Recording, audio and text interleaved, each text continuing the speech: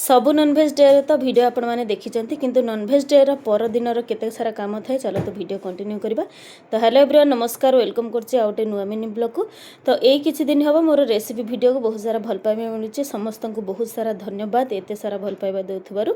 तो आज जेहेतु थिला नॉनवेज डे परदिन सब भेज डे, तो पूर्व दिन तो जानी पारथिबे रोसेबास केते सारा हुए जे एते सारा केचकेचा हो जाए रोसे घर तेल छिचड़ा मारिकी। तो ताकू सकाळ को मते पूरा अध घंटा कि 45 मिनिट लगी थाए केवल रोसे घरटा सफा करने भल भाव पूरा साबुन फाबुन देकी सफा कर देकी गैस आउ तार स्लैब फ्लैब सबू सफा कर दिए। जेहेतु नॉनवेज होता है तो सकाळू बासन सब बारियाड़ को लेकिन गदा कर देइथिले, नानी बसिकी माजी देइथिले।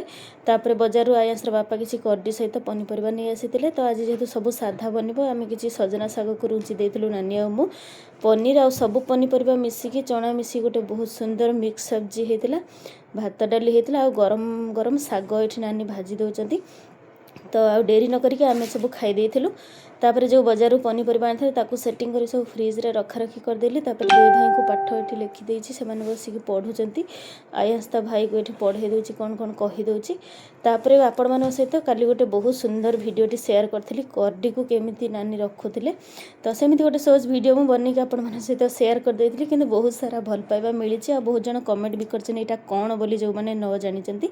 तो मु तार रेसिपी भी आपण मानक सहित शेयर करछि, आपण माने देखि नथिबे, किंतु आपण मानक सहित एटा पूरा डिटेल्स रे मु कहि दोछि। एटा गोटे बाउंस गजारू तयारी कर्डी जोटा कि भेज आ नॉन भेज आइटम रे मिसिकी पड़ी परिबो। तो एटा को स्टोर करके आम ये रखी देइथिलु। तो आशा करछि आपण मानक पई बहुत सुंदर रेसिपी मध्य कर्डी रो रेसिपी आनी परबी।